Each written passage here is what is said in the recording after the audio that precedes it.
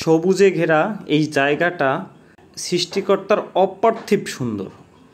এত সুন্দর, আপনি যখন সচক্ষে দেখবেন না, মানে আপনি চোখ জুড়িয়ে যাবে, যেদিকে তাকাবেন চোখ আটকে যাবে। এই জায়গাটা ঘুরে আসতে পারেন। এটা হচ্ছে বরগুনা জেলার তালতলিতে অবস্থিত। তো এক সাইডে হচ্ছে সমুদ্র আর অন্য সাইডে হচ্ছে এরকম গাছ। আর বর্ষায় কিংবা শীতে খুবই ভালো লাগবে এরকম আসলে এখানে। আর শীতের মৌসুমে এখানে শুটকিও, সামনে শুটকি রাখা হয়। অনেকে ফুটবল খেলতেছিল।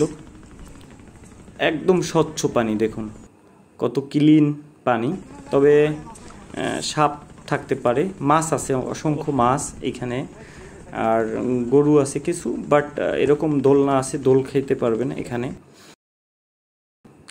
এইখানে একদিন ঘুরে আসলে অবশ্যই ভালো লাগবে। আবার কাছে হচ্ছে সমুদ্র সৈকত, শুভ সন্ধ্যা সমুদ্র সৈকত। আর এটা হচ্ছে ডিসি পার্ক, অনেকে নিদ্রার চর বলে, নিদ্রার চর। এই যেখানে ফুটবল খেলতেছে সবাই। তো তালতলি, বরগুনা, আমতলি, তালতলি, আমতলি থেকেও আসতে পারেন, তালতলি থেকেও এখানে আসতে পারেন। বাইকে 150 টাকা ভাড়া নেয়, একদম ইজি।